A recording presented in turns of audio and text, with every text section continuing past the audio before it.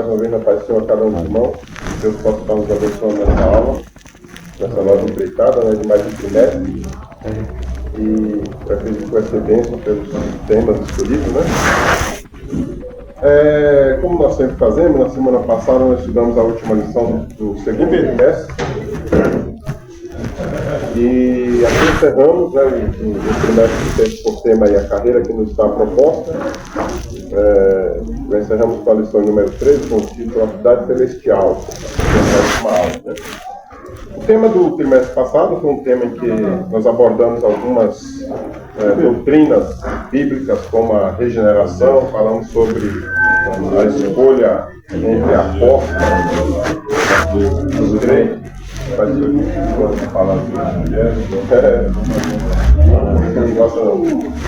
falamos sobre a porta estreita, a porta larga, falamos sobre o novo nascimento, tudo o tema do trimestre passado, né? Sobre as armas do crente, abandono do pecado. Mas foi um trimestre que deu bastante ênfase a temas escatológicos, né? Como o céu, o inferno, a cidade celestial.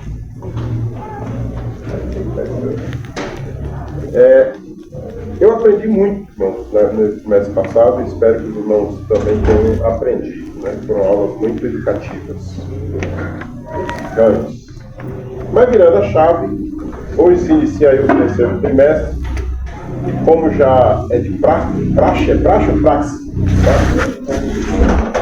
E se faz necessário também fazermos aqui uma breve introdução ao trimestre que se iniciará a partir de hoje, né? Então vamos lá. O tema do trimestre é o Deus que governa o mundo e cuida da família. O subtema é os ensinamentos divinos nos livros de Ruth e de Esther para a nossa geração. Sempre o tema vem acompanhado do subtema. E pelo que eu percebi, teremos essa primeira aula, né, que é de caráter introdutório, onde serão apresentadas aqui essas duas grandes mulheres de Deus, né? Depois nós teremos uma divisão da lição em 2 blocos. As primeiras 4 aulas serão específicas sobre o livro de Ruth, e teremos 8 aulas, né, em dobro, relacionadas ao livro de Esther. E está bem coerente aí, porque o livro de Ruth é pequeno, é a metade do livro de Esther, então 4 para um e 8 para outro. Está bem dividido. E as aulas são, tem uma coisa aqui no computador, mas que eu estou para a revista, as aulas são 2 importantes mulheres da história de um povo, essa aula introdutória de hoje. Vai ter o livro dos reis, de Ruth e Noemi, entrelaçadas pelo amor. A 4ª aula, o encontro de Ruth com Boaz. A 5ª aula, aqui nessa 4ª, aliás, na 5ª, né, encerra a sequência de Ruth. O casamento de Ruth e Boaz, a remissão da família, e aí inicia 8 aulas aqui relacionadas ao livro de Esther, o livro de Esther, a 6ª, a 7ª, a deposição da rainha Vasti e a ascensão de Esther, a 8ª, a resistência de Mardoqueu, em algumas traduções aparece Mordecai, né?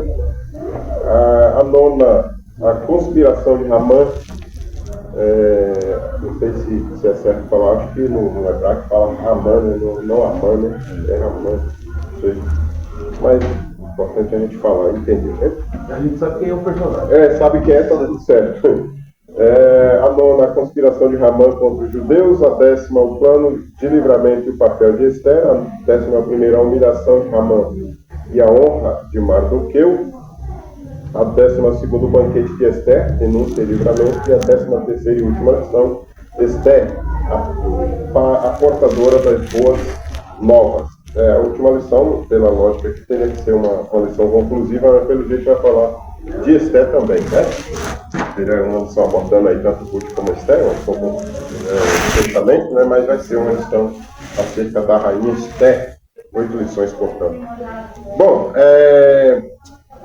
continuando aqui a nossa, ainda na parte da introdução, a revista, como os irmãos podem ver, a revista de capa muito bonita, ela, na capa da revista temos a imagem de uma coroa junto a um manto, né, como vocês podem ver aí, um manto vermelho, e atrás uma plantação de trigo.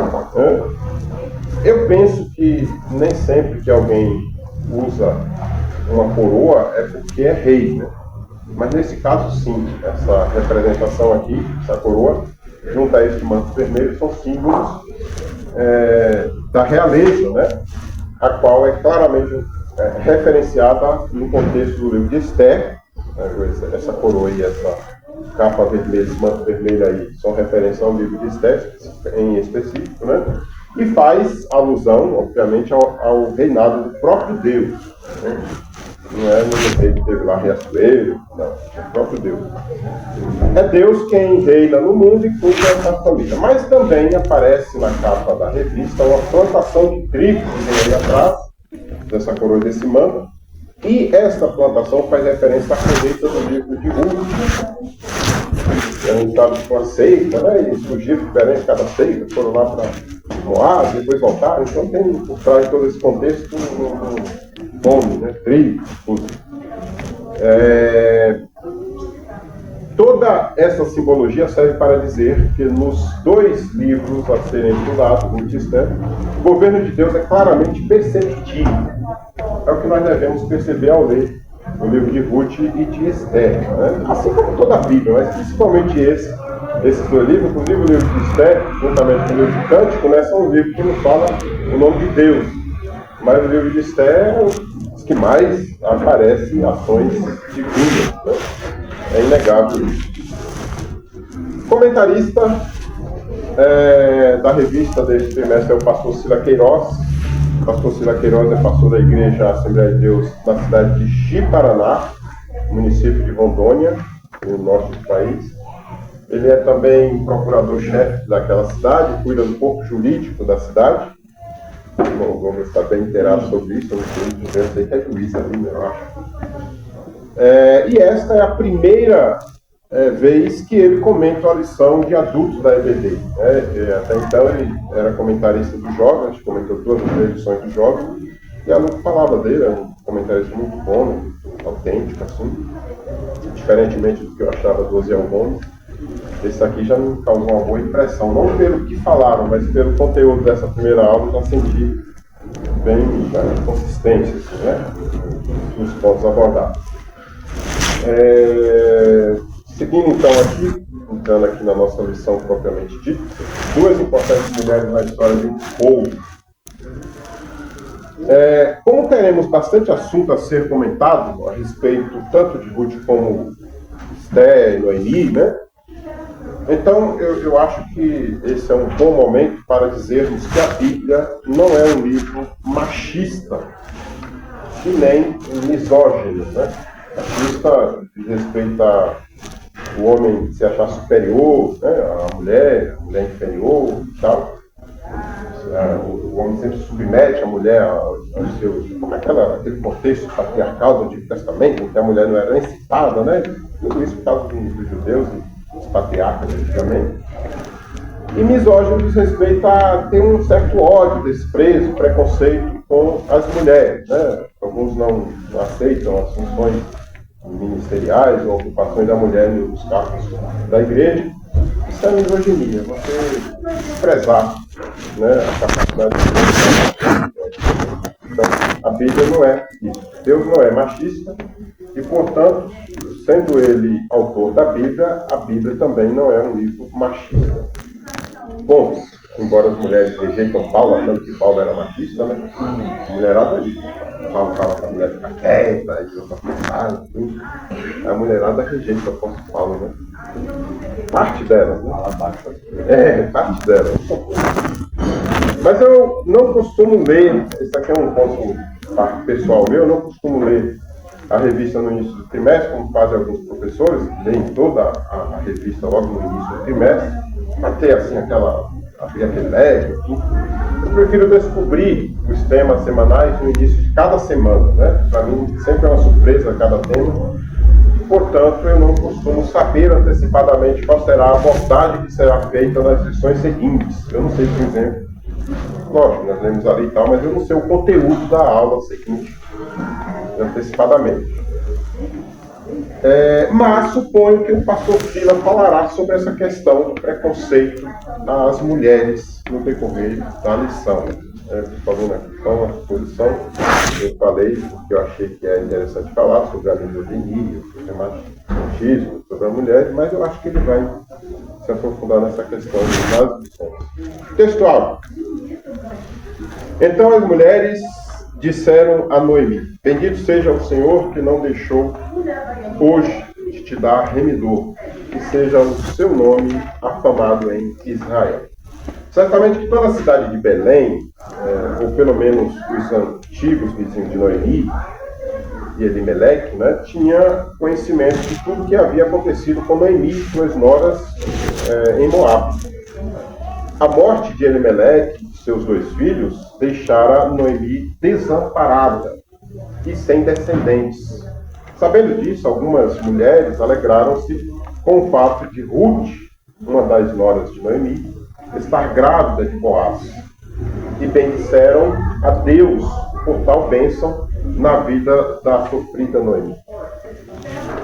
O motivo da alegria daquelas mulheres era pela remissão. Elas estavam alegres porque Noemi teve um passe lá nessa terra aí estranha, né, que ela estava em Moab, depois voltou e ela estava sabendo tudo isso. Quando ela chegou que Boaz a remiu, né, aquelas mulheres se alegraram e foram lá parabenizar ela porque estava grávida, né, e de fato estava acontecendo ali a remissão, como era bíblico. Obviamente, a qual a remissão, né, a qual estava se concretizando através da gravidez de sua filha Nora. Por que filha Nora aqui? Porque a Noemi meio que adotou a Ruth, né? Era Nora, mas ao mesmo tempo filha. E fica claro que, por meio daquela remissão, a paz e a alegria estavam novamente estampadas na face de Noemi. Paz, irmã Sandra, eu dei uma certa ênfase aqui na pessoa de Noemi, mas a gente já vai, porque ela foi encadeou tudo ali, né? Inclusive ela levou a fama, não a fama, mas o protagonismo, teria que ser de Elimeleque. O homem era que era figura, mas Noemi carregou esse papel, né? De sacerdote do lar, sobre a mulher. Então, a verdade prática, conhecidas ou anônimas, muitas mulheres foram fundamentais no plano divino da redenção da humanidade. A grandeza e a soberania de Deus são fatores notáveis na composição, ou seja, na elaboração da história da redenção da humanidade. A gente nota isso, a grandeza e a soberania de Deus. Isso fica claro em muitos aspectos da redenção. No caso da genealogia do Salvador, por exemplo, não há limitação de gênero, de raças, de níveis sociais, não há. Né? Deus ele se utiliza de vários, digamos assim, tipos de povos, etnias, enfim, para construir ali a genealogia e, por fim, chegar até Jesus, né? A gente vê ali muitas pessoas que não eram nem judeus, não faziam parte do sanguíneo, do povo, enfim. Então, como diz o comentarista, conhecidas ou anônimas, Deus mostra que o protagonista principal da salvação do homem é Ele. Não importa quem Ele usa para que isso aconteça, né? E não quem Ele usa como meio para isso. O protagonista da salvação é Ele, e não quem Ele usa para que isso aconteça. E a gente vai ver mais para frente também, tem um ponto que a gente vai falar disso, que assim também acontece ainda hoje na nossa vida, né? Tem uma promessa, então Ele vai usar de vários meios para que isso aconteça, sem importar necessariamente os meios. Vamos para a introdução? Pode ler, Manu, por favor? Ruth e Esther são os 2 livros da Bíblia que levam o nome de mulheres. Registram 2 das mais belas, extraordinárias e dramáticas histórias sagradas. A primeira, ocorrida em Moabe, em Belém, no período dos juízes, que durou aproximadamente de 1375 a 1050 a.C. A segunda, na Pérsia, depois do cativeiro babilônico, entre 483 e 473 a.C. Ruth e Esther Vieram em épocas circunstanciais e contextos muito diferentes, mas expressaram as mesmas virtudes espirituais e morais: fé, convicção, humildade, coragem, obediência, simplicidade, pureza, abnegação, temor a Deus e disposição de servir. Essas duas mulheres foram fundamentais para a preservação do povo judeu, a descendência piedosa de Abraão. Suas vidas continuam sendo fontes de profunda inspiração para todos que desejam agradar a Deus e viver para a sua glória. Amém. Bom, aqui na introdução é apresentado pelo autor da lição, o pastor Silas Queiroz, uma proposta de estudo ao leitor, onde tal proposta não aparece descrita no texto da introdução, né? Mas que fica subentendida na exposição que ele faz das duas personagens a serem estudadas. Ruth e Esther são as duas protagonistas do nosso estudo dessa semana e desse trimestre, né? E como já foi dito, é uma aula de caráter introdutório, mas que será aprofundada em alguns pontos, como por exemplo, quando o pastor Silas fala de 10 virtudes espirituais e morais, né? Comum às duas personagens, apesar de viverem em épocas diferentes. Então elas tinham como virtudes ali, ele coloca aqui 10, né?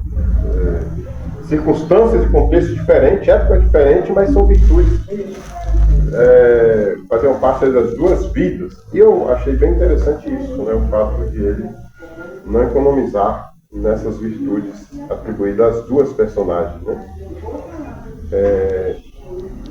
E assim para nossa primeira introdução, eu estou fazendo assim, irmão, meio que é pedido aqui para os professores não parar muito nos pontos e aprofundar e tal, né, nessa primeira aula introdutória, mas, por outro lado também, se a gente não fizer isso, a gente tem que só na leitura, praticamente, né? Então, às vezes eu dou trazendo alguma coisa aí adicional para a gente ter um entendimento maior da nossa lição, que será estudada no trimestre. Esse primeiro ponto fala sobre uma moabita. Por favor.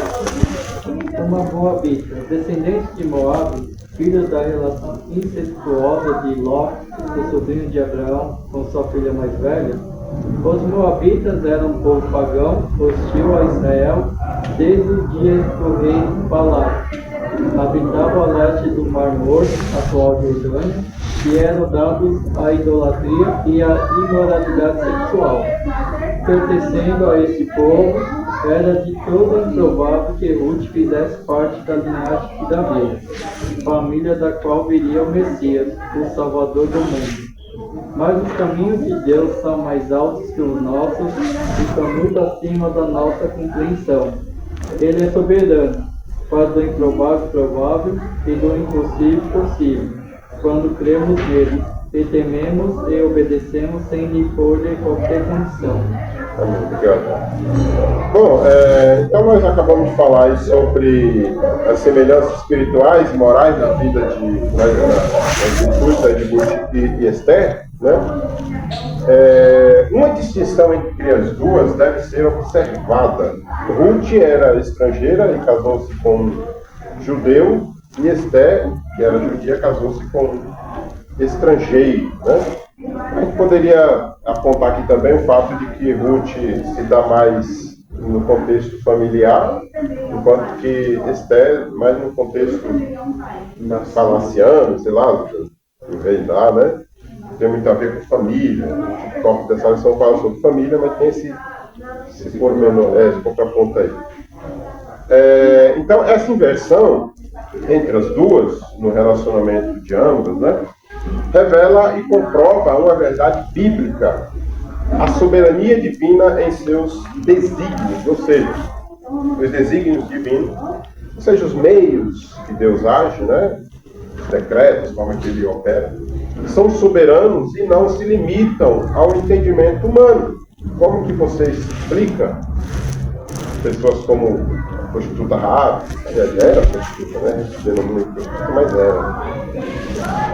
A própria Ruth, Moabita, Moab era um povo de Israel. Como que a gente explica isso? É lógico, mas não tem explicação.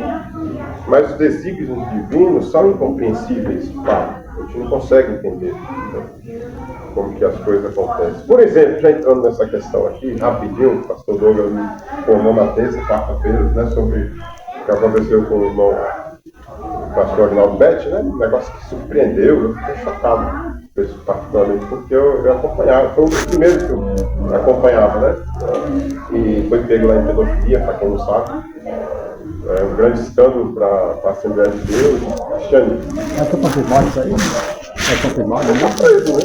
Ninguém é preso assim sem. Eu não sei, tem uma investigação, não sei, mas ele já foi reincidente, pegaram antes. Pegaram antes e agora. O jeito que está pegando contra nós hoje, eu achei que fosse. Ele já tinha sido.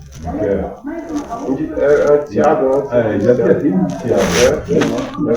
Há um ano atrás ele já tinha sido indiciado por isso. É uma perda grande, né? Eu deixei de segui-lo quando eu comecei a perceber, eu tinha até comentado com a Lu. Nos vídeos ele começava a falar muito dele, as viagens que ele fazia, esse aconselhamento de casais, e deixava um pouquinho, mas eu comecei a perceber. E esse é um critério que eu uso muito. Uso para quem prega, para quem começou a se exaltar, falar de si, o que fez, eu já começo a dizer, não é Jesus está aí atrás, não. É outra pessoa que está aí por trás. A humildade para mim sempre foi um dos maiores pontos fortes no cristão, certo? Mas enfim, por que eu falei dele, irmão? Porque Deus tem os seus desígnios. De repente está precisando de um pastor lá na cadeia, né? Não, mas sim, certamente ele vai se arrepender, né? Eu creio assim, certamente ele vai se arrepender e vai, né? Isaías comentou aqui, professor, agora, era melhor ficar ele com uma mulher que compartilhar esse conteúdo infantil. Com criança, já é errado você... Eu acho que o pecado é tudo. Mas com Mas criança... sei lá, criança... Mas com tanto artigo na legislação, tinha que infringir logo ele. Então...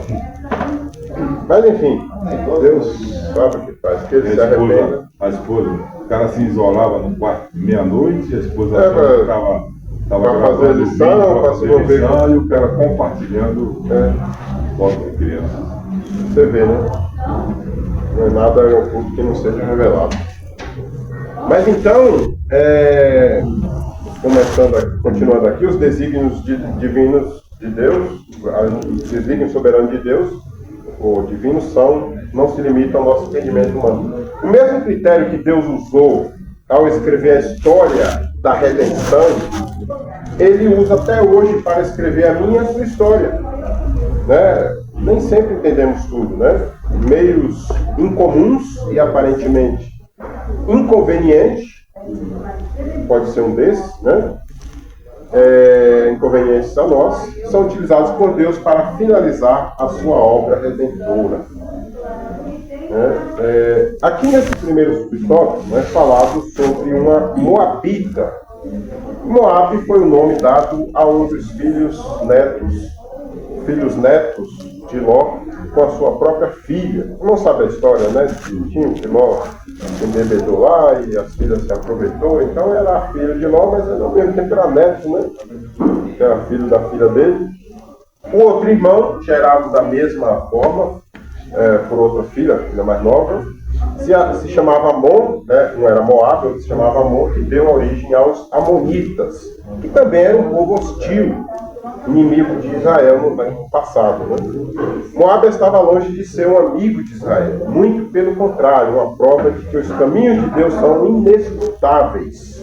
Você for ver, é parente, né? Porque Ló, parente. Ló subiu de Abraão. É parente. Diz também que aquela Raabe era parente de Boaz, né? Raabe, né? Tinha alguma coisa a ver com Boaz. Então, os caminhos de Deus são inescrutáveis. O que pra gente é absurdo, para Deus. Você acredita lá que Deus vai escrever certo linhas tortas, né? Eu nunca gostei muito dessa frase, porque eu acho que teve. Então, mas o que quer dizer isso? É uma frase ao pé da letra, literalmente, é errado, né? Deus é certo. Mas o que quer dizer isso? Que Deus faz o que a gente pensa que é errado, Deus faz. Dá certo. Aí nessa situação dele, pega um estrangeiro para pôr como ascendente de Jesus. Jesus veio de Raab, Jesus veio de uma Moabita, Jesus veio de uma relação incestuosa, de Ló, de Davi que caiu com Betseba. E era preconceituoso. Entende? Como você liga tudo isso? Você devia ser um negocinho bonitinho, né? Os levitas ali bonitinho. Eu não também, não sei, aí eu não sei se é correto afirmar isso, mas a nossa visão humana, você acha que Jesus vem da linhagem de Davi. E querendo ou não, existem alguns estudos extra-bíblicos que mostram assim, que Davi ele também tinha seus problemas como rei. Sim. Por exemplo, teve um pastor uma vez que ele falou assim, que quando Jesus está passando e o cego de Jericó, se não me engano, o Bartimeu, ele grita: Jesus, filho de Davi, tem misericórdia de mim. Ele está no mesmo local, na hora que Jesus está passando, está no mesmo local onde Davi, milhares de anos antes, ele pediu para os valentes terminarem todo mundo que era coxo, humano, porque era preconceituoso, porque ele já tinha sofrido esse tipo de coisa. Então a gente olha assim, essa mancha que ele tem, por exemplo, quando Deus diz a ele, você não vai construir... Também. A própria Betseba que deu origem de Jesus, né? Porque, assim, né? Porque ainda vai questionar Deus, mas por que não saiu de outra mulher dele? Teve casamento bonitinho da lei. Quer dizer que uma pessoa que adulterou com ele, né? Nasceu Salomão e ali... Bom, então, continuando aqui o tópico 2, a família Belemita, lembra? A família Belemita.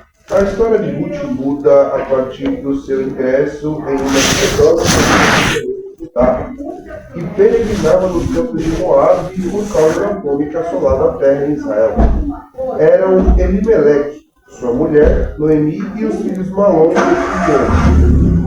Depois de algum tempo na terra de Moabitas, Elimeleque morre, ficando Noemi na companhia de seus 2 filhos. Ruth se casou com Malom, o mais velho deles.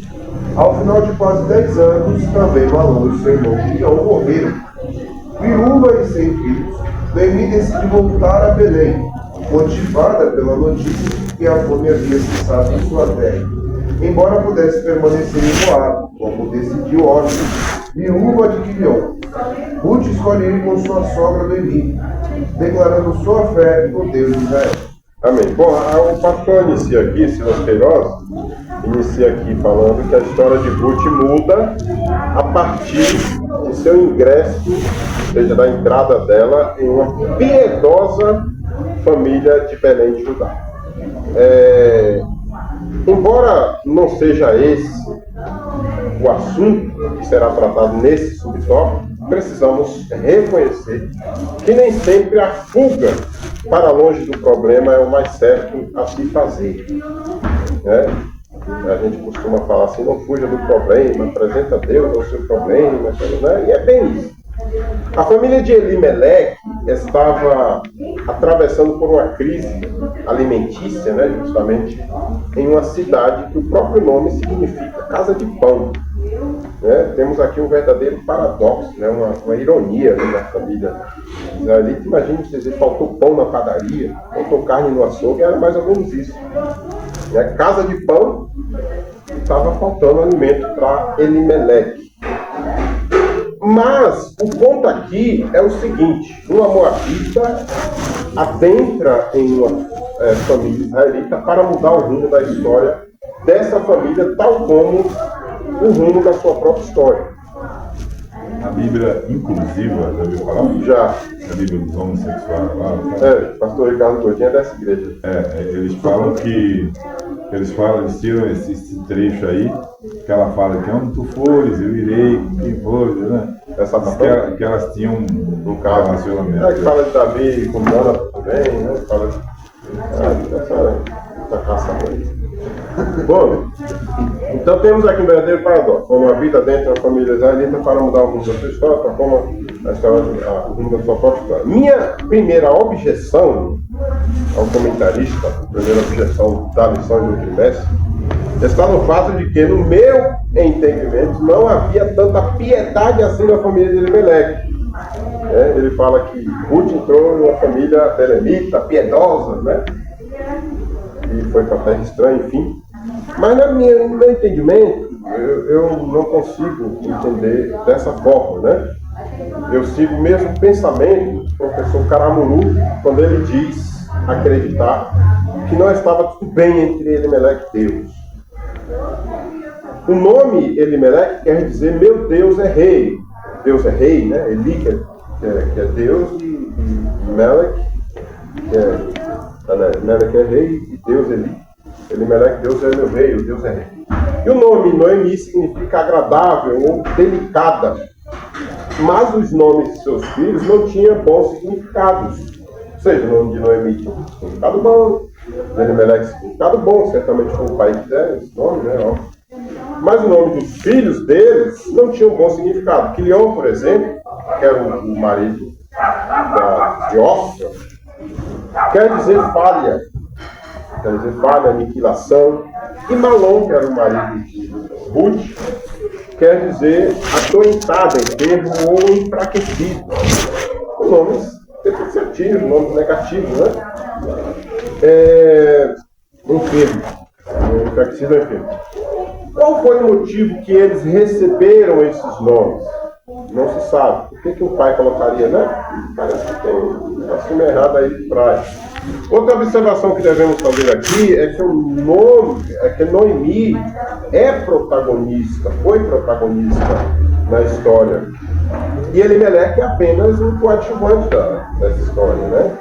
Quando deveria ser o contrário, né? Por que a mulher foi protagonista em um lar judeu?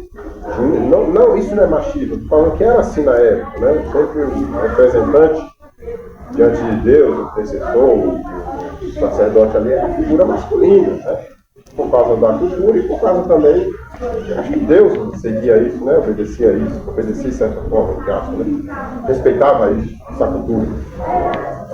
Então tinha esses dois impasses a princípio. Considerando o contexto patriarcal, às vezes machista dos israelitas, podemos afirmar que a figura paterna estava, no mínimo, suspeita de pecado perante Deus. No mínimo, Elimeleque estava numa posição meio que duvidosa para que tudo isso acontecesse. O nome do filho era Ruth, era Noemi que mandava, né?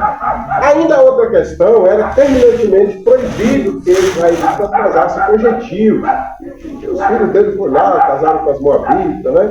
Então, é uma sequência de fatos aqui que você não dá para você dizer a família de Elimeleque e Noemi era uma família piedosa. Era a família do povo escolhido, mas estava com alguns passos ali. Então, o Caramuru entende dessa forma, também eu vi dessa forma, que tinha alguma coisa por trás disso. E essa foi a minha primeira objeção ao pastor dizer que a família de Ruth entrou na família piedosa de Belém. Não era tão piedosa assim. Matrimônio e maternidade, mandando, por favor. Matrimônio e maternidade.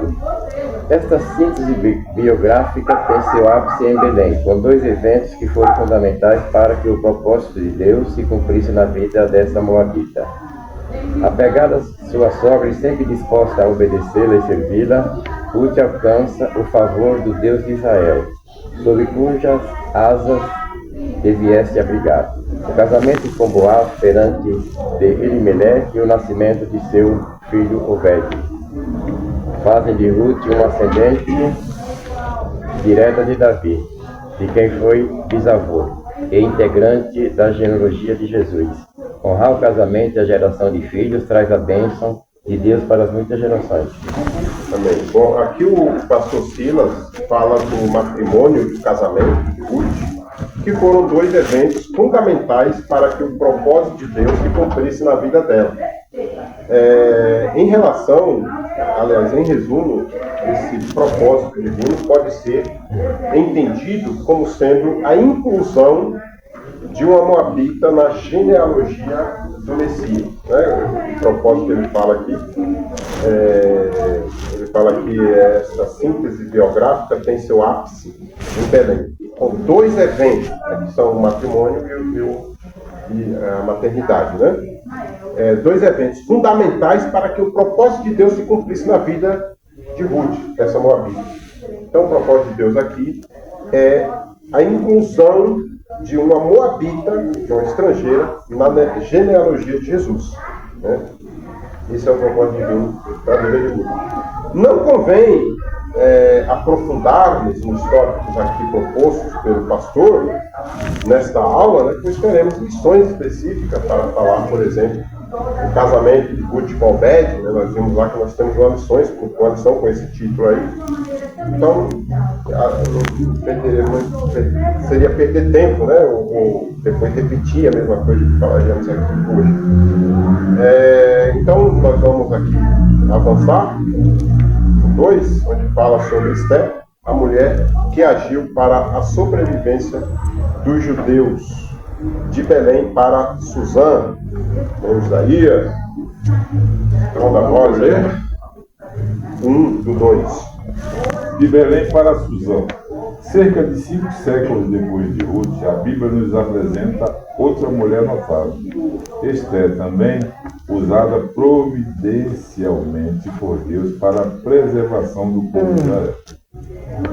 Filha de Abiail, tio de Mardoqueu, Esther era judia, órfã de pai e mãe, e foi criada pelo primo Mardoqueu. Seu nome hebraico era Hadassah, que significa murta, uma planta favorita do mundo antigo de folhas perfumadas e flores brancas ou rosadas, usadas para perfumar ambientes e fazer guirnaldas para as nobres nos banquetes. Já o nome persa Esther significa estrela. Esther fazia parte da geração de judeus nascidos no cativeiro, conforme Isaías e Jeremias havia profetizado.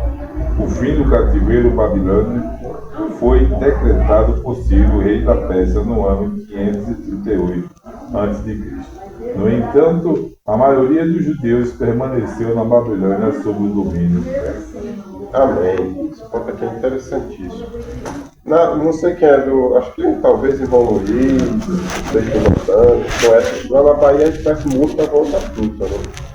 Você já ouviu falar de fruta? É outra fruta, a gente come ela também, mas não é com essa característica que a gente falou aqui não. Folhas perfumadas, né? Flores brancas, não. Ou a gente não observava isso aí para comer. Tudo moleque, né? É claro que tudo, né, ou a maioria das coisas que estamos falando hoje, nessa primeira aula, por ser uma lição introdutória ao trimestre, voltaremos a falar no decorrer das aulas seguintes, mas isso não impede de fazermos abordagens daquilo que for relevante para essa introdução, né, essa aula introdutória. E uma das coisas que queremos dizer aqui é que Esther, assim como Ruth, não foram planos B de Deus. E sim que elas já faziam parte dos desígnios, dos propósitos divinos para a restauração de Israel. Então, é importante a gente ter essa noção, essa compreensão de que elas não foram planos, não foi assim, a Deus não deu certo o negócio, Deus achou um meio ali que resolvesse, vamos pegar uma estrangeira mesmo, vamos, né? Não é isso, não é desse jeito. Né? A gente vai fazer isso, né? Eu estava querendo fazer um negócio, mas não deu certo, fazer outro. O plano B. Né? Não improvisar, fazer alguma coisa. O plano B. Plano B, né? Então. Ruth e Esther não foram planos B, parece que foram, né? Porque sai fora da normalidade que era comum, né? Deus agiu meio que contradizendo a própria lógica humana, mas elas não foram plano B, que a gente deve entender, e sim que elas já faziam parte dos desígnios divinos para a restauração de Israel. Isso equivale a dizer que elas já tinham sido escolhidas desde a fundação do mundo, quando Deus elaborou o plano de redenção. Deus fala para o povo ia da terra 400 anos lá na frente. Depois de Abraão. O som ia querer escravidar lá no Egito e tal. Então, 400 anos depois, né, ia se cumprir aquela promessa do dia da terra. Você acha que não foi restrito a eventos como esse que eu citei agora? Deus já sabe no final de tudo, tentar a sua história escolha, a minha escolha, Deus já sabe o que vai dar. Sabe, plenamente. Essa é a dúvida, sim? Não, Deus sabe plenamente, irmão. Aqui, por exemplo, que a gente está comentando é exatamente isso. Ele não foi plano B, foi algo que já estava vamos dizer, eu não gosto de usar o termo determinado, porque é um termo que os calvinistas que usam, né? Determinado, já está determinado, né? Mas é mais ou menos isso, já estava na presciência de Deus, se fosse dessa forma, né?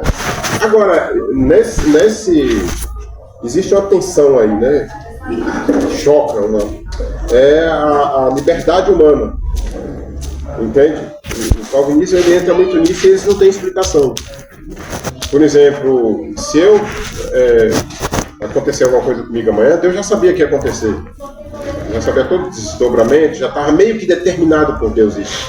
O calvinismo já estava meio que determinado por Deus isso. Mas só que tem a tensão quando eles juntam essa determinação, essa presciência divina, a liberdade humana. Aconteceu porque eu quis, porque eu procurei, porque eu funcei, sabe? Não, mas assim, numa linha temporal de decisões, Deus já sabe tudo que vai acontecer dentro disso, né? O calvinismo fala que ele sabe porque ele determinou. Isaías 46:10 o fala. arminianismo fala que sabe porque ele é presciente. Porque ele sabe simplesmente. Porque Deus aquele que conhece Sim. o nosso interior e as decisões que nós iremos que vamos tomar lá na frente. Aí a gente fala da presciência, né? O que nós entendemos, nós arminianistas. Nós Ele entendemos te criou. Eu sou meio calvinista em algumas coisas, porque ele te criou sabendo que você não vai pro céu. Ele já sabe disso. Não, eu não vou. Não, ele sabe que a sua escolha, ele sabe que a sua escolha futura vai ser. Então, mas ele não pode entrar nesse livre-arbítrio seu. Porque ele deu. É porque foi ele que deu. Foi ele que deu, mas ele sabe que você vai escolher o lado contrário. Ele sabe. Mas o calvinismo, por exemplo, eles pegam rapidamente. Mas não foi Deus que determinou, foi você mesmo. Judas, por exemplo, ele fala que Judas foi criado para isso, para trair Jesus. Deus fez Judas nascer para trair Jesus. Para se completar o plano ali. O arminianismo já fala que Judas traiu porque ele quis, porque ele ali deixou desenvolver no seu coração esse ódio, essa Quando Deus criou ele, já sabia que ele ia trair. A gente entende que é só uma presciência divina, Deus apenas sabia. Mas, por exemplo, dentro dessa situação, Judas traiu Jesus, certo? Pedro ele nega. De certo modo, se você olhar, é a mesma coisa. Pedro errou mais até. Entendeu? Ele traiu a mesma coisa. Vezes. Só que o ato de se entregar ao suicídio partiu propriamente de Judas. Pedro já não se entrega dessa forma. Mas o calvinismo fala que Deus que determinou que Judas morresse. Entra essa um pouco de incoerência, né? Não sei se é o termo adequado. Da traição, até o Salmo fala, né? Que o amigo que perdeu o bocado, né? Que estava bocado. Então, mas está escrito porque a Bíblia foi escrita por Deus e ele revelou ali, né? Mas ele, assim, o entendimento nosso é que Deus escreveu porque ele ia trair, por causa da onisciência. E não que ele traiu porque estava escrito. Que é o que os calvinistas entendem. Traiu porque já estava escrito que ia trair. A gente entende que... Salmo 119 ainda fala que ele nos conhece antes que os nossos ossos ainda tinham sido formados. Eu dei Salmo, ele já sabe. Esse camarada aí no final dele vai ser assim, mas é o livre-arbítrio, ele que vai escolher. E o livre-arbítrio faz parte da soberania de Deus, né? É o que ele deu pra gente, né? Deus não está deixando de ser soberano quando o homem age fazendo o que quer. Porque foi Deus que deu o livre-arbítrio. Né? Esse é um negócio muito complicado, né? Muito complexo mesmo. Esse confronto aí de liberdade humana e soberania divina. Muito confronto. Olha o que diz aqui, Isaías 46:10, assim: eu que anuncio o fim desde o princípio e desde a antiguidade, as coisas que ainda não sucederam. Então ele já sabe o final dela desde Bom, então vamos lá. Então Ruth não foi, juntamente com Esther, não foram planos B de Deus, né? E sim, elas já faziam parte do propósito divino para a restauração de Israel. Já estava incluso ali no plano de Deus. Por elas entrarem em cena como figuras providenciais na história, como é dito aqui pelo pastor Silas Queiroz, diz que elas entraram em cena, diz que elas foram figuras providenciais, que Deus providenciou na história, né? É dito aqui nesse ponto. E realmente foram, mas isso não quer dizer que que elas foram a saída encontrada por Deus para executar o seu plano redentivo. Não foi a saída que Deus encontrou depois de outros impasses que aconteceu. Eu vou ver se eu acho outra. Entende? Como se fosse uma jogada humana, né? Deus agindo como se fosse. Não foi isso. Elas foram pré-estabelecidas por Deus, né? Juntamente com o seu plano, que é eterno.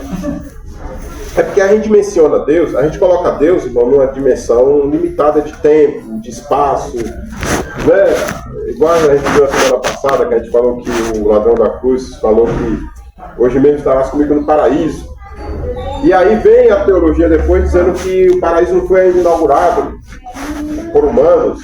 Óbvio, Jesus. Você vê que Jesus ressuscitou. Mas é porque Jesus é onisciente. Ao mesmo tempo que ele fala que está no paraíso com o ladrão da cruz, ele está no céu com Deus. Depois ele ressuscitou, voltou. Então a morada de Deus, Deus ele não é assim, a gente não pode limitá-lo assim, do jeito que a gente, né, quando fala que Deus foi no inferno, Jesus foi no inferno e tal, né, e a gente pensa que ele foi de fato lá e tal, mas ele estava lá, mas não estava não, ele já estava numa situação gloriosa, a semelhança de Deus. Então é onisciência, onipresença, isso diz respeito a todo lugar, a todo tempo, ao mesmo momento, enfim. Então, dando continuidade aqui, de Orfa a rainha, 10:7 já, meu Deus do céu, vai, irmão Luiz, Suzã era a capital do novo império. Lá viviam Esté e Mardoqueu, dentre milhares de outros judeus. Dotada de rara beleza, Esté integrou o grupo de moças virgens que se candidataram para suceder a rainha Vasti, deposta pelo rei Assuero por sua desobediência, como escreve o historiador judeu Flávio José. Vasti se recusou a comparecer a um banquete oferecido pelo rei no jardim de seu palácio.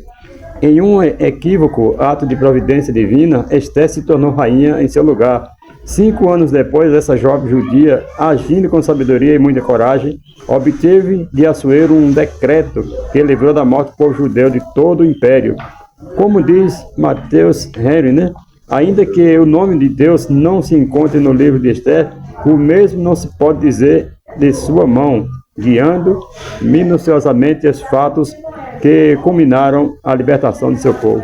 Amém. Bom, como vamos perceber, esse tópico 2 aqui, esse tópico 2 aqui a gente já entrou no livro de Esté, né? Já está falando da rainha Esté. E esse subtópico 2 também, continuando, de Orfa a rainha. Dando continuidade à saga estelar, é só uma forma aqui hollywoodiana de dizer, cinematográfico, né? De dizer que Esté continua em cartaz aqui, esse subtópico 2, nesse tópico 2. E aí começa, irmão, com esse título, né? Que de cara já denuncia Deus, né? Já mostra que Deus de órfã a rainha, né? Fala que tem algo maior por trás aqui. Quem fez Esté de órfã a rainha? Então já mostra quem é o verdadeiro responsável por esse enredo, por essa trama. O ponto de partida aqui deve ser o entendimento de que nada acontece por acaso na vida de um homem ou de uma mulher de Deus. Poderíamos falar de uma série de fatores onde se percebe a ação divina no livro de Esté. Mas eu gostei da observação que fez o pastor Caramuru ao dizer que aquele tropeço que Amã teve, né, assim, bem cronometrado, no exato momento que o rei aparece, Amã tropeça e cai por cima de Esté. Amã estava indo para lá para pedir clemência para Esté, né? Intercede por mim, aí o rei vai me matar, aquela coisa, né? Aí complicou mais. Tropeçou e caiu justamente na hora. 1 minuto a mais, 1 minuto a menos, não tinha nada. Porque se ele tropeçasse um pouquinho depois, o rei já estava lá e ia ver que foi um tropeço. Mas tropeçou, quando o rei entrou, ele estava em cima da rainha. Então, até esse tropeço, você vê o governo de Deus, você vê Deus por trás, né? Quando fala, por exemplo, que alguns chegados do rei, alguns que eram meio chegados do rei, foram lá aconselhar o rei a recrutar as moças ali das províncias e levar. Alguns chegados, será que Ramã não estava lá? Imagine se tivesse. E Ramã era chegado do rei. Quando ele perdeu o sono, né? De madrugada, não foi? Então, tudo isso, né? O rei perdeu o sono, né? Perdeu o sono, aí vamos então, você vê em cada palavra do livro de Esther ações divinas, né? O reinado de Deus, Deus reinando no palácio ali, envolvendo ali famílias ímpias até. Ela pede para mandar que a gente jejuar e orar a Deus, né? Então você vê que não fala o nome de Deus, mas tem a sempre a ação de Deus ali. Então você percebe isso claramente, né? Esses fatores onde se percebe a ação divina no livro de Esther. Se você ler atentamente, você não vai ouvir falar Deus, mas você vai ouvir, você vai ver as ações divinas ali de forma clara. No campo ou no palácio? Marcou no meu erro, por favor. No campo ou no palácio, assim como Ruth e Esther é um exemplo inspirativo do qual valem a fidelidade e a confiança em Deus, seja qual for o contexto em que vivamos, os princípios divinos são absolutos e imutáveis, suficientes para orientar nossa conduta em qualquer tempo e lugar. Amém. No campo ou no palácio? Eu acredito que muitos crentes machistas e de estilo ainda patriarcal, né, comportamento ainda patriarcal, rejeitam os ensinamentos ou parte dos ensinamentos que existem nos livros, principalmente de Ruth e de Esther. Tem muitos cristãos que rejeitam isso, né? Simplesmente por serem livros de autores e protagonismo feminino. E a Bíblia, ela não é feminista, né? Mas ela não é machista também. A figura feminina é relevante, né? Importante. Mas a verdade é que são verdadeiros tratados, verdadeiros ensinos, né? Alguns deles, inclusive, teológicos, né? Inspiradores a uma vida de plena fidelidade e confiança em Deus para todos os gêneros. Ou seja, os homens precisam aprender com as atitudes de Esther e de Ruth, né? De fidelidade, de confiança em Deus. Fidelidade não só a Deus, mas fidelidade às famílias, né? A própria família, como foi no caso de Ruth, né? Imagine você ler, tem um ponto aqui que eu coloquei, vou só adiantar, você ler o livro de Ruth, você vê aquela frase, né? Onde irei, meu Deus será o meu Deus, né? Aí você vê Esther, quando Mardoqueu chega para lá, e você está pensando que se acontecer alguma coisa, você também não vai ser punida. Quem sabe se não foi para essa hora que você foi colocada aí. Né? E de fato tinha sido, né? Deus estava por trás, Deus a colocou lá justamente para que pudesse interceder. Né? Então, assim, são frases, não, que você não tem como você negar que existe uma ação divina ali por trás dessas duas histórias. Vamos para o 3? Para a gente já... Irmão Rogério, pode ser? Protagonismo feminino. A liderança masculina, instituída por Deus, não anula o propósito divino com a mulher, nem lhe tira a possibilidade de, em muitas circunstâncias, ser protagonista da história. Isso não implica, todavia, na necessidade de confundir ou inverter os papéis entre homem e mulher. Os exemplos de Ruth e Esther são eloquentes nesse sentido. Não foi a altivez, mas a humildade, a submissão e a obediência que tornaram tão relevantes a vida dessas mulheres. Amém. Bom, a genealogia de Jesus, no livro de Mateus, no Evangelho de Mateus, faz menção a 5 mulheres. Tamar, Raabe, que eram me fala agora duas cananeias, né? Betseba, Maria, mãe de Jesus, e Ruth. Essas mulheres aparecem no livro de Jesus. Aliás, Betseba e Maria era judia e Ruth moabita. E as duas, Tamar e Raabe, eram cananeias. E você vê, dessas 5, 2 são judias, 2 cananeias e uma moabita. Ou seja, 3 estrangeiras e apenas 2 que eram do povo de Israel.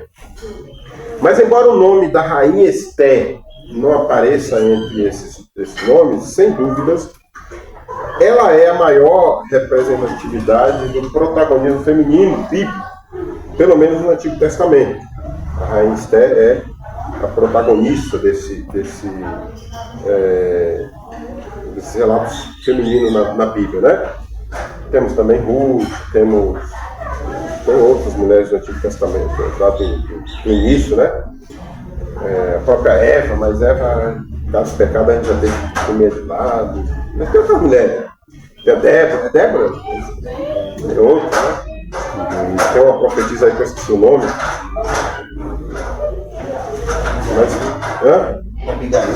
Tem, Ana.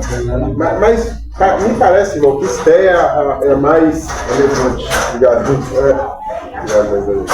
Deveria contar também para ganhar presente. Não é só água, tem que ter a água e a oração.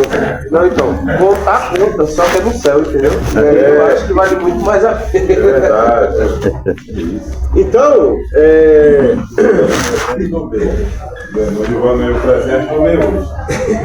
O mandato já disparou. Então, tanto o livro de Esther quanto de Ruth são livros que a leitura exige um lenço. Você lê o livro de Esther e de Ruth, né? Se você lê bem concentrado mesmo, você acaba cedendo às lágrimas. Assim é aquele relato de José do Egito, quando os irmãos se encontraram. Tem textos da Bíblia maravilhosos. Esses dois aqui é exemplo disso. Então existe um lenço para quem lê Ruth ou Esther. E embora não seja a emoção o fator que mais importa na leitura da Bíblia, ou seja, ninguém lê a Bíblia apenas para chorar, né? Precisamos repetir o que já foi dito aqui. O nome de Deus não aparece no livro de Esther, mas o mesmo não se pode dizer da ação divina. A ação divina no livro de Esther e de Ruth, como já falamos e repetimos por algumas vezes, é evidente. O 2, cumprindo os papéis. Mudando novamente, por favor. Cumprindo os papéis. Noemi dá testemunho de que Ruth cumpriu bem a função de esposa. Seu extraordinário relacionamento com a sogra não nos permite outra conclusão. Ambas eram mulheres sábias que conheciam bem os seus papéis, o que é fundamental para uma boa convivência em família, inclusive entre nora e sogra. É um relacionamento difícil, né? Difícil e necessário, né?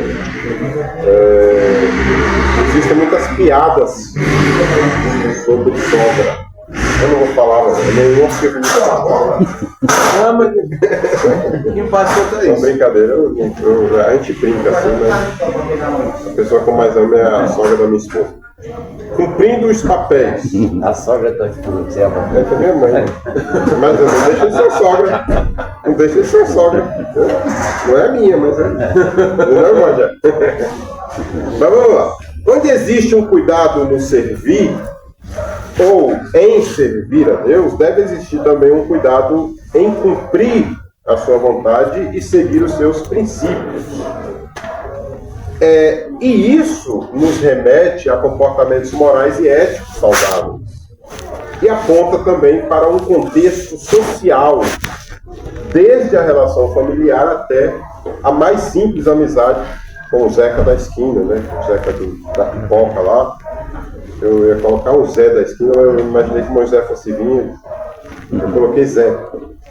Mas é assim, quando se fala-se de princípios e comportamentos morais, éticos, bíblicos, né, princípios divinos, isso diz respeito não só ao relacionamento fraterno aqui, espiritual, campo eclesiástico, enfim, mas também no mundo social, né, com o Zeca da esquina, como eu falei. Nesse caso, O que deve nortear a nossa conduta sociofamiliar deve ser os valores divinos instituídos sobre nós e não o comportamento do outro. Isso eu falei, eu escrevi aqui porque tem muitas pessoas que mudam em função dos outros, né? São tipo crente camaleão, né? O crente camaleão, ele muda. Você mudar a sua... Eu mudo também, todo mundo muda, o comportamento em si. Mas o caráter, você não muda, você é o mesmo, entende? Lógico que ninguém... O mesmo comportamento que você tem no cemitério, você não vai ter no parque. É diferente, você muda o comportamento. Até os ambientes. Os ambientes. Sensação. A gente é motivado exatamente pela emoção, pelas sensações que a gente tem, enfim. Agora, o que a gente é em um lugar tem que ser em outro. A pessoa em si, o comportamento, a conduta, né? Tem que ser uma só. E aí, aqueles que mudam são tidos como crentes camaleões, o crente camaleão. E essa estabilidade a gente precisa ter na família, na sociedade, na igreja, no trabalho e vários outros lugares que a gente for.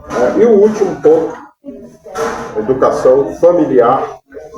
Vai acabar, eu conto tanto que acho que vai acabar terminando antes do horário, mas vamos lá. Educação familiar. Vamos.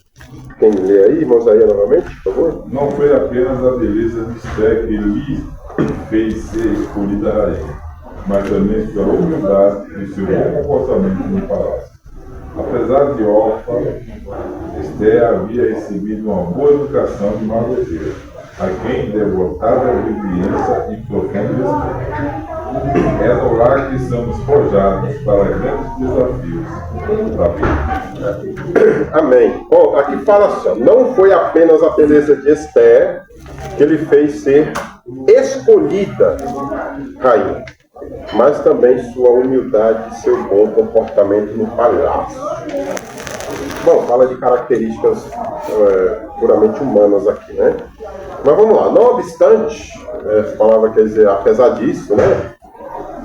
Entretanto, não obstante o entendimento de que em uma perspectiva da soberania divina, ou seja, você entender isso, essa perspectiva de soberania divina, Deus estava por trás, né? Não obstante a isso, apesar disso, tudo foi orquestrado por Deus, devemos também, apesar de entender que tudo foi orquestrado por Deus, devemos também considerar responsabilidade humana na condução e execução do plano divino de redenção. Eu devo estar ciente, entrosado nessa obra de Deus, fazer parte disso. Não achar que eu estou fora ou me colocar fora, né? A quem disso. É óbvio que até mesmo essa responsabilidade precisa ser motivada pelo temor, fidelidade e amor a Deus. Mas, indiscutivelmente, devemos zelar pelo bom comportamento, principalmente na esfera familiar. O que se espera, principalmente daqueles que se autodenominam filhos de Deus. Então, ao crente, é esperado por Deus, pelo próprio cristão, pela própria igreja, que ele tenha comportamentos éticos, né? Zelosos pela verdade, pelos princípios morais e éticos, enfim. Então aqui é dito que ela não foi apenas a beleza, algo que era natural, eu acho que até essa beleza foi concedida por Deus com esse objetivo, dela ser rainha, né? Escolhida, né? Mas não foi apenas essa beleza, essa característica que ela tinha involuntária, que não era algo que ela buscou, que ela fez, mas não apenas isso, que fez dela a escolhida rainha, mas também a sua humildade. Humildade, irmão, é opção. Ser humilde é opção. Beleza, não. Beleza ou feiura é coisa que já vem no pacote do nascimento, né? Mas humildade e comportamento, atitude, são opções que você que escolhe, né? que escolhe ser assim. E isso contribuiu muito para que Esther fosse ali chamada, né? Então é isso, irmão. Nossa aula eu tentei correr pensando, né, que o tempo iria roubar um pouco do conteúdo, porque tinha muita coisa introdutória lá, e acabei correndo, mas acabou. Então, vamos lá para a conclusão. Também já está em cima da hora também, né? A conclusão diz assim: Deus continua usando mulheres para cumprir seus propósitos. Algumas se tornam conhecidas e têm seus nomes registrados na história, como Ruth e Esther. Outras, como a mulher de Noé, vivem a vida toda no anonimato, mas nem por isso deixam de ser importantes. O que seria do patriarca Noé, né, sem uma companheira fiel ao seu lado enquanto cumpria a missão divina que recebeu? No reino de Deus, seja homem, seja mulher, o que importa não é o quanto a pessoa aparece, mas o Senhor olha para o coração. Olha, é uma das lições que eu gostei bastante de comentário, achei bastante coerente, bastante estruturado, né?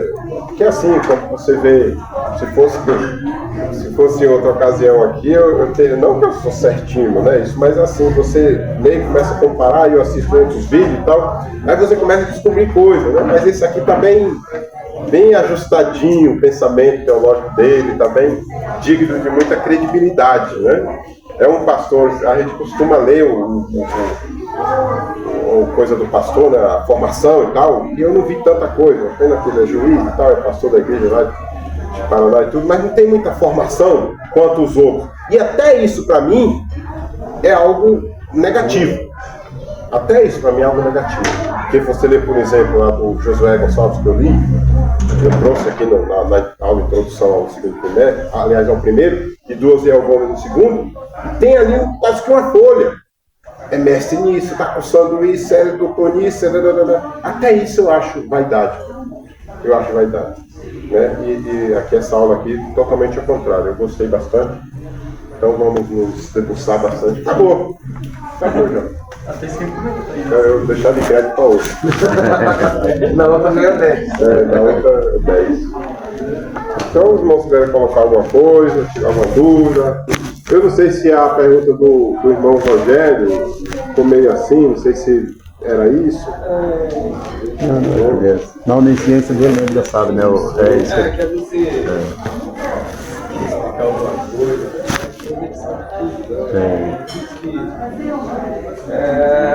A nossa história mesmo, né? Como será que vai ser? Agora, sabe qual é o perigo disso, irmão? Que tem gente que se vale disso, aproveita isso para viver do jeito que quer, né? Tem isso, né? Deus sabe de tudo que eu vou fazer já está registrado, já está, né? E aí vive do jeito que quer, fica meio que responsável, sabe? E na verdade não é assim, não é assim. Por exemplo, eu posso vamos falar assim, na conquista de bens materiais, vamos falar isso. Eu posso não lutar e dizer assim, é destino, eu já fui para isso mesmo, eu não vou ter nada na vida, não vou me esforçar, eu não vou ter nada na vida porque já estava terminado. Mas também eu posso me esforçar e dizer assim, não, já estava terminado também que eu vou ter. O entendimento nosso é meio vago nesse sentido, né? É desculpa, né? Então é desculpa. Mas existe eles chamam de tensão, os calvinistas. O maior defensor dele hoje no Brasil, que eu conheço, assim, é o pastor Marcos Gramponato, na Igreja Redenção. Eu já visitei ela aqui na Parada Inglesa. Ele é um dos maiores defensores do calvinismo de 5 pontas, que é a tulipa, né? As 5 pontas do calvinismo. Ele defende ponto por ponto. Tem uns que é de 4 pontos, defende 4, mas rejeita 1. Tem outros que defendem as 5. Diz que os 5 pontos do calvinismo foi instituído lá por Calvino, né? É verdadeiro e defende aqui. Hã? Paulo Júnior. Paulo Júnior. Paulo Júnior eu não conheço muito bem, não. Vejo falar dele, mas disse que é meio herético, eu nem entro. Esses dias aí no interior, teve até aquele Paul Walsh, né? Estados Unidos. Aham. Americana. Eu não. Estava coberto na internet. Sim. Eu não Tava conheço. esse Marcos Grafo. Por exemplo, o Cristiano Ronaldo. Tá com ele? Ele estava lá também. Ele fez uma... Acho que foi o primeiro a se apresentar lá. Sei. Mas tem umas ideias muito contraditórias assim, ao nosso entendimento. Agora, a verdade é, existe uma verdade por trás disso tudo. Por que tudo é estranho pra gente? Porque a gente só conhece isso aqui. Entende? A gente nasceu aqui, a doutrina que a gente tem é essa, o conhecimento que a gente tem é esse. É ensinado assim. A gente nasceu num berço e continua no berço, entende? Agora, quando você vai para outras... Por exemplo, se a gente for para uma presbiteriana, a gente vai achar tudo estranho. Mas quem disse que lá não é a verdade? Quem pode garantir que a gente não está fora e ele certo? Entende? Existe as coisas que são claras, mas existe também aqueles pontos que é meio termo, que você fica meio coxo. Faz sentido. Cada um vai defender o seu ponto. A gente defende isso aqui porque a gente só conhece isso. Só teologia, né? Irmão, então acabou. Acabou por hoje. Então depois que está fechado, porque ele está conseguindo fechar só. Na próxima aula nós teremos aí